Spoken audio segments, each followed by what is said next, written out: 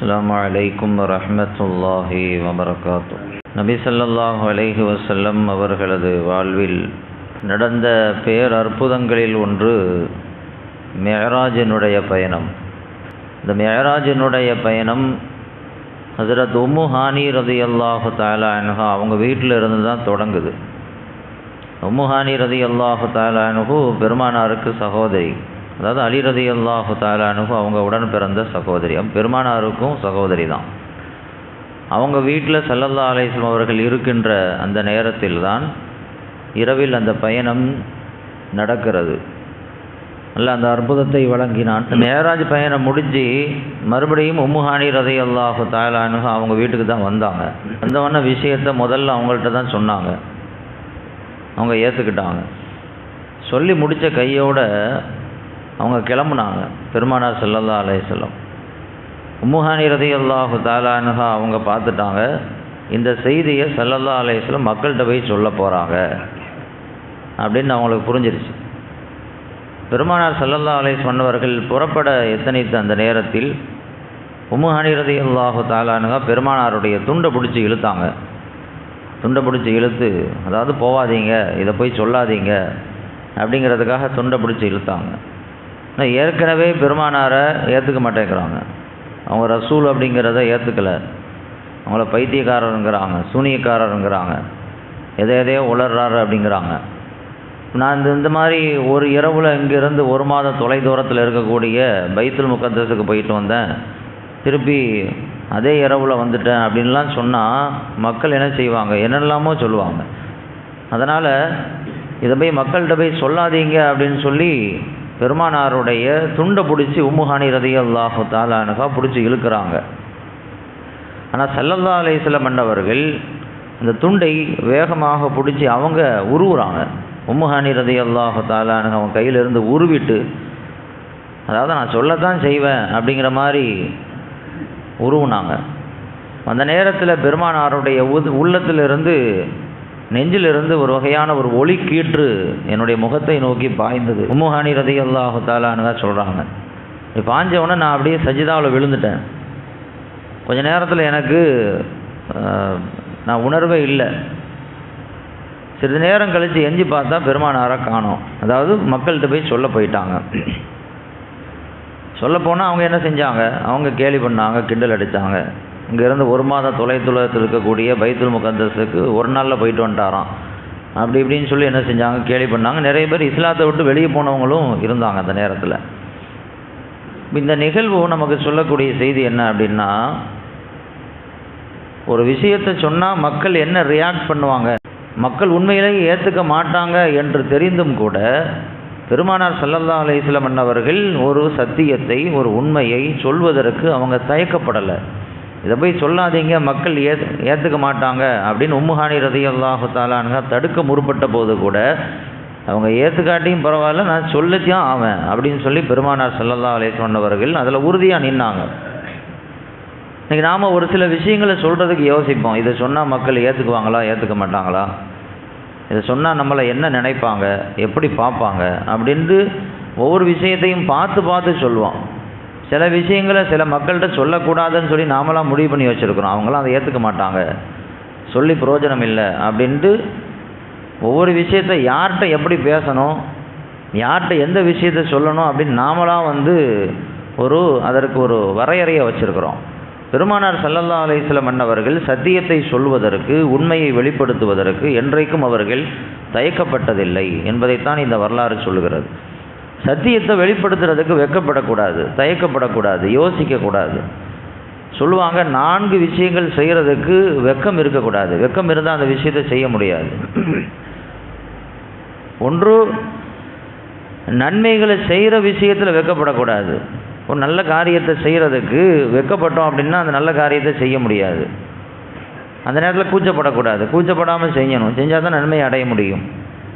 2வது, கல்வியை கற்றுக்கொள்வதற்காக வெட்கப்படக்கூடாது. ஒரு விஷயத்தில் நமக்கு சந்தேகம் வந்துருச்சு, தொழுகையில், நோன்பில், ஏதாவது விஷயத்தில் நமக்கு ஒரு சந்தேகம் இருக்குது, அதை போய் கேட்குறதுக்கு வெட்கப்படக்கூடாது. கேட்டால் கடைசி வரைக்கும் அந்த சந்தேகம் நம்மளை விட்டு விலகவே விலகாது, தப்பாக தான் செஞ்சிட்ருப்போம். நிறைய பேர் அந்த சந்தேகம் இருக்குது. சின்ன சின்ன விஷயங்களை கூட நமக்கு கேள்விகள் இருக்குது, ஆனால் கேட்கவே மாட்டோம். இதை போய் கேட்டால் என்ன நினைப்பாங்க, இது கூட உங்களுக்கு தெரியாதா அப்படின்னு நினச்சிடுவார அப்படின்ட்டு கேட்காமையே காலத்தை ஓட்டிகிட்ருக்குறோம். மார்க்க விஷயங்கள் இப்படி இருந்தால் என்ன ஆகும்? தொழுகை இல்லாமல் போயிடும், செய்யக்கூடிய விஷயங்கள் தப்பாக போயிடும். ஆனால் அந்த விபரீதத்தை விளங்காமல் வெக்கப்பட்டு பல விஷயங்களை கேட்காம வாழ்க்கையை முடிச்சிடுறோம். கேட்குற விஷயத்தில் சந்தேகம் ஏற்படும் பொழுது கேட்குற விஷயத்தில் வெக்கப்படக்கூடாது. மூன்றாவது, மக்களை இஸ்லாத்தை நோக்கி அழைக்கிற விஷயத்தில் வெக்கப்படக்கூடாது. அங்கே போய் வெக்கப்பட்டோம் அப்படின்னா, தயக்கப்பட்டோம் அப்படின்னா மக்களை இஸ்லாத்தை நோக்கி அழைக்க முடியாது, நல்ல விஷயத்தின் பக்கம் மக்களை கூப்பிட முடியாது. நாலாவது, சத்தியத்தை வெளிப்படுத்தி சொல்கிறக்கூடிய விஷயத்தில் வெக்கப்படக்கூடாது. பெருமானார் ஸல்லல்லாஹு அலைஹி வஸல்லம் அவர்கள் சத்தியத்தை எந்த காலகட்டத்திலும் அவர்கள் சொல்வதற்கு தயங்கியதில்லை. மக்களிடத்தில் என்ன அது எதிர்ப்பு வரும் என்று தெரிந்தும் கூட பெருமானார் ஸல்லல்லாஹு அலைஹி வஸல்லம் அவர்கள் அதை சொல்கிறதுக்கு அவங்க தயக்கப்படாமல் சொன்னாங்க. அதற்கும் ஒரு துணிச்சல் வேண்டுமா இல்லையா? துணிச்சல் இல்லாமல் சொல்ல முடியாது. அந்த ஈமானிய சக்தி, ஈமானிய பலம், அதுதான் அந்த சத்தியத்தை உறக்க சொல்வதற்கு அவர்களை தூண்டியது என்று பார்க்கிறோம். சஹாபாக்கள்கிட்ட இந்த ஈமானிய சக்தி இருந்துச்சு, பலம் இருந்துச்சு. அஸ்மா ரலியல்லாஹு தஆலா அன்ஹா அப்படின்னு ஒரு பெண்மணி, அபூபக்கர் ரலியல்லாஹு தஆலா அன்ஹு அவங்களுடைய மகள், ஆயிஷா அம்மையாருடைய சகோதரி. அவங்க ஹஜ்ஜாஜ் இப்னு யூசுஃபுனுடைய காலத்தில் வாழ்ந்தாங்க. அங்கே இஸ்லாமியர்களுக்கும் ஹஜ்ஜாஜ் இப்னு யூசுஃபுக்கும் மத்தியில் ஒரு போர் நடந்துச்சு. அந்த போர்க்களத்தில் கலந்துக்கிறதுக்காக அவருடைய மகனார் அப்துல்லாஹ் இப்னு ஜுபைர் ரலியல்லாஹு தஆலா அன்ஹு போகிறாங்க. போகும் பொழுது அவங்கள உட்கார வச்சு அவங்களுக்கு வீர உரை நிகழ்த்துறாங்க. அஸ்மா ரலியல்லாஹு தஆலா அன்ஹா, எந்த காரணத்தை கொண்டும் நீ போர்க்களத்திலிருந்து திரும்பி வந்துடக்கூடாது, புறமுதுகு காட்டி ஓடி வந்துடக்கூடாது, நெஞ்சுரத்தோடு போர் செய்யணும். எதிரிகளை எதிர்த்து போராடும் பொழுது முன்னேறி போகணுமே தவிர பின்னேறி வந்துடக்கூடாது, பின்னோக்கி வந்துடக்கூடாது அப்படின்லாம் அவங்கள்ட்ட சொல்லி அவங்களுக்கு உரம் ஏற்றி அவங்கள அனுப்பி வைக்கிறாங்க. போர்க்களத்தில் கலந்து கொண்ட அப்துல்லாஹ் இப்னு ஜுபைர் ரலியல்லாஹு தஆலா அன்ஹு ஷஹீதாக்கப்பட்டாங்க, இறந்து போயிட்டாங்க. ஷஹீதாக்கப்பட்ட அந்த உடலை என்ன பண்ணா அப்படின்னா, ஹஜ்ஜாஜ் இப்னு யூசுஃபு கொடுக்காம கட்டி தொங்க விட்டான். இறந்து போயிட்டா, ஷஹீதாகிட்டா, உடம்பு கொடுக்கணுமா இல்லையா? உடம்பை கொடுக்காம அவனுடைய வக்கரமும் அந்த உடலை கட்டி தொங்க விட்டான், கழுகு மரத்தில் ஏற்றி தொங்க விட்டுட்டான். ரொம்ப நாளாக அது தொங்கிக்கிட்டே கிடந்துச்சு. எப்படி இருக்கும்? பார்க்குறது விகாரமாக இருக்கும், நாற்றம் அடிக்கும். அஸ்மா ரலியல்லாஹு தஆலா அன்ஹா அவங்களுக்கு இந்த செய்தி வருது, இந்த மாதிரி மகனார் ஷஹீதாகிட்டார் அப்படின்னு சொன்னால் சந்தோஷப்பட்டாங்க. மகன் ஷஹீதாகன்னு தான் நான் விரும்பினேன், ஆனால் அந்த உடலை தராமல் இப்படி தொங்க போட்டிருக்கிறான் அப்படின்னு சொன்ன உடனே ரொம்ப வருத்தப்பட்டாங்க, கண்ணீர் உடைத்தாங்க. என்னுடைய மகனை இப்படி செஞ்சுட்டானே அப்படின்னு சொல்லி, சரி போய் கேட்டு உடலை வாங்கிட்டு வரலாம் அப்படின்ட்டு அஸ்மா ரலியல்லாஹு தஆலா அன்ஹா ஹஜ்ஜாஜ் இப்னு யூசுஃபை பார்க்குறதுக்கு ஒரு பெண்ணை துணைக்கு அழைச்சிட்டு வர்றாங்க. பார்த்தா மகனாருடைய உடல் தொங்கிட்டு இருக்குது. அப்போ சொன்னாங்களாம், போர்க்களத்திற்கு குதிரையில் போன வீரன் இன்னும் குதிரையிலேருந்து கீழே இறங்கலையோ அப்படின்னு கேட்டாங்க. இன்னுமா போர் செஞ்சிட்ருக்கிறான் அப்படின்ட்டு கேட்டாங்களாம். அப்போ ஹஜ்ஜாஜ் இப்னு யூசுஃப் சொல்கிறான், உன் மகன் செஞ்ச குற்றத்துக்கு தான் இப்படி இவ்வளோ பெரிய தண்டனையை அனுபவிச்சுட்ருக்கிறான். என்ன குற்றம் செஞ்சான் என் மகன்? ஹஜ்ஜாஜ் இப்னு யூசுஃப் சொன்னால், காபாவினுடைய முற்சந்தையில் இருந்து கொண்டு ஷரியத்திற்கு மாற்றமான செயல்களை எல்லாம் செய்து கொண்டிருந்தான், அதற்கு கிடைச்ச தண்டனை தான் இது அப்படின்னா. அஸ்மா ரலியல்லாஹு தஆலா அன்ஹா துணிச்சலாக சொன்னார்கள், என்னுடைய மகன் அப்படி என்ன ஷரியத்திற்கு மாற்றமாக செஞ்சான்? எல்லா தொழுகையிலும் கரெக்டாக தொழுதான், நோன்பு வச்சான், தஹஜ்ஜத் தொழுதான், ஷரியத்திற்கு மாற்றமாக எதையும் செய்யலை, பெற்றோர்கள் விஷயத்தில் சரியாக நடந்தான், ரசூலுக்கு கட்டுப்பட்டு நடந்தான், என் மகன் எந்த தப்பையும் செய்யலை அப்படின்னு அவங்களுக்கு பதில் கொடுத்தாங்க. அவங்க சொன்னாங்க, என்னுடைய மகனுடைய உலக வாழ்க்கையைத்தான் உன்னால் பால்படுத்த முடிந்தது, ஆனால் என்னுடைய மகன் உன்னுடைய மறுமை வாழ்க்கையை பால்படுத்தி விட்டான், நாளை மறுமையில் போனால் உனக்கு ஈரேற்றம் கிடைக்காது அப்படின்னு பதில் சொல்லிக்கிட்டே வர்றாங்க. கடைசியில் ஒரு வார்த்தை சொன்னாங்க, அதுதான் இங்கே கவனிக்க வேண்டிய செய்தி. அஸ்மா ரலியல்லாஹு தஆலா அன்ஹா சொன்னாங்களாம், பெருமானார் ஸல்லல்லாஹு அலைஹி வஸல்லம் அன்னைக்கே சொன்னாங்க, சகீஃப் கோத்திரத்திலிருந்து 2 மடையர்கள் வருவார்கள். சகீஃப்னு ஒரு கோத்திரம் இருந்துச்சு, அந்த கோத்திரத்திலிருந்து 2 மடையர்கள் வருவார்கள். ஒருத்தன் பொய்யன், இன்னொருத்தன் முரடன், ரொம்ப ஆபத்தானவன், கொடுங்கோலன். பொய்யனை நான் ஏற்கனவே பார்த்துட்டேன், முக்தார்னு ஒருத்தன் பொய் சொல்லிக்கிட்டு தெரிஞ்சான், அவனை நான் பார்த்துட்டேன். பெருமானார் ஸல்லல்லாஹு அலைஹி வஸல்லம் அவர்கள் எச்சரித்த அந்த கொடுங்கோலனை எனக்கு முன்னால் பார்த்துட்ருக்கிறேன் அப்படின்னு சொல்லி ஹஜ்ஜாஜ் இப்னு யூசுஃபை பார்த்து சொன்னாங்க, ஒன்னைத்தான் பெருமானார் கொடுங்கோலன்னு சொன்னாங்க, மடப்பையன்னு சொன்னாங்க அப்படின்ட்டு அஸ்மா ரலியல்லாஹு தஆலா அன்ஹா ஹஜ்ஜாஜ் இப்னு யூசுஃபை முகத்துக்கு நேராக நின்று பேசினாங்க. அவனே ஆடி போயிட்டான்.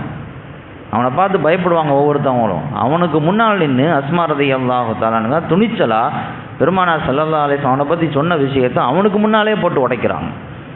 அவன் அப்படியே அதிர்ந்து போயிட்டான், என்ன மாதிரி பேசுகிறாங்க அந்த அம்மா அப்படின்ட்டு. நம்ம யோசித்து பார்க்கணும். சாதாரணமாக ஒரு காரியம் நம்ம நடக்கணும் அப்படின்னா இந்த மாதிரிலாம் பேசுவோமா? நம்மளுடைய பையனுடைய உடம்பு நமக்கு கிடைக்கணும், நல்லடக்கம் பண்ணணும். அவன் கொடுங்கோலன், அவன்கிட்ட போய் பேசுகிறதுக்கு, அவன்கிட்ட போய் அந்த உடலை வாங்குறதுக்கு போயிருக்கிறாங்க. ஒரு காரியம் நடக்கணும், இந்த மாதிரி நம்ம பேசுவோமா? அவன் சொல்கிறதுக்கெலாம் தலையாட்டுவோம். அவன் சொல்கிறதுக்கெல்லாம் தலையாட்டிட்டு ஆமாம் சாமி போட்டுட்ருப்போம். ஏன்னா நமக்கு காரியம் நடக்கணும். அந்த நேரத்தில் நாம் கோவம் வந்தாலுமே கோவத்தை வெளிப்படுத்த மாட்டோம். கோவத்தை வெளிப்படுத்தினா நமக்கு அந்த காரியம் நடக்காமல் போயிடும். மகனுடைய உடம்பை வாங்கிறதுக்கு போயிருக்கிறாங்க. அவனும் ஒரு கொடுங்கோலனான ஒரு ஆட்சியாளன். அவனுக்கு முன்னால் நின்று அவனை பற்றி பெருமானார் ஸல்லல்லாஹு அலைஹி வஸல்லம் அவர்கள் சொன்ன அந்த விஷயத்தை அவனுக்கு உசுப்பேற்றுற மாதிரி கோவப்படுத்துகிற மாதிரியான விஷயத்தை அவன் முகத்துக்கு முன்னால் நின்று உடைக்கிறாங்க. அவனே ஆடி போயிட்டான். இந்த மாதிரி அஸ்மா ரலியல்லாஹு தஆலா அன்ஹா மிகப்பெரிய துணிச்சல் மிக்கவர்களாக இருந்தாங்க. இத்தனைக்கும் அவங்க இளம் வயது சஹாபி கிடையாது. அதுக்கு பிறகு அங்கே இருந்த ஆட்சியாளனுடைய சப்போர்ட்டில் அந்த மகனுடைய உடம்பு மீட்டப்பட்டுச்சு. அதுக்கப்புறம் அடக்கம் பண்ணாங்க. அடக்கம் பண்ணி ஒரு வாரத்தில் அஸ்மா ரலியல்லாஹு தஆலா அன்ஹா வஃபாத் ஆகிட்டாங்க. வஃபாத் ஆகும்பொழுது அவங்களுக்கு வயசு 100 வயசு. ஒரு மூதாட்டி ஒரு கொடுங்கோலனுக்கு முன்னால் எப்படி போய் பேசியிருக்காங்க பாருங்கள். எந்த அளவுக்கு நெஞ்சுரம், எந்த அளவுக்கு ஒரு வீரம், பலம், ஈமானிய உறுதி அவங்களுக்கு இருந்தால் இந்த மாதிரி பேச முடியும் அப்படின்னு நாம் எண்ணி பார்க்கணும். பெருமானார் ஸல்லல்லாஹு அலைஹி வஸல்லம் அவர்கள் இந்த வீரத்தை தான் சஹாபாக்களுடைய உள்ளத்தில் விதைத்தார்கள். எந்த விஷயத்தை சொல்கிறதுக்கும் தயங்கக்கூடாது, வெட்கப்படக்கூடாது, யார் பார்த்தும் பயப்படக்கூடாது அப்படிங்கிற அந்த நெஞ்சுரத்தை சஹாபாக்களுக்கு ஊட்டினார்கள். அல்லாஹ் ரப்புல் ஆலமீன் இந்த நெஞ்சுரத்தையும் வீரத்தையும் ஈமானிய பலத்தையும் நம் அனைவருக்கும் வழங்குவானாக. வாஹிரு தஅவானா அல்ஹம்துலில்லாஹி.